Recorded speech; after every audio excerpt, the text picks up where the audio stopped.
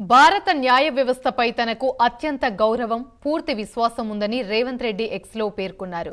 29 August 2024 నాటి కొన్ని పత్రికా నివేదికలు తనకు ఆపాదించబడిన వ్యాఖ్యలతో తాను గౌరవనీయ న్యాయస్థానం యొక్క న్యాయపరమైన విజ్ఞతను ప్రశ్నిస్తున్నాను అనే అభిప్రాయాన్ని ఇచ్చాయని తాను అర్థం చేసుకున్నానని ఆయన తెలిపారు. తాను న్యాయ ప్రక్రియను గట్టిగా విశ్వసిస్తానని పునరుద్ఘాటిస్తున్నానన్నారు. పత్రికా నివేదికలలో ప్రతిబింబించే ప్రకటనల పట్ల బేషరతుగా తన విచారాన్ని వ్యక్తం చేస్తున్నానని పేర్కొన్నారు.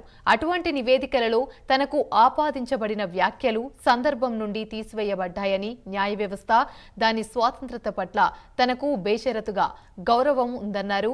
భారత రాజ్యాంగం దాని నీతిపైన దృఢంగా విశ్వసించే వ్యక్తిగా తనను, న్యాయ వ్యవస్థను దాని అత్యున్నత గౌరవాన్ని కలిగి ఉన్నానని సీఎం రేవంత్ రెడ్డి ట్వీట్ చేశారు.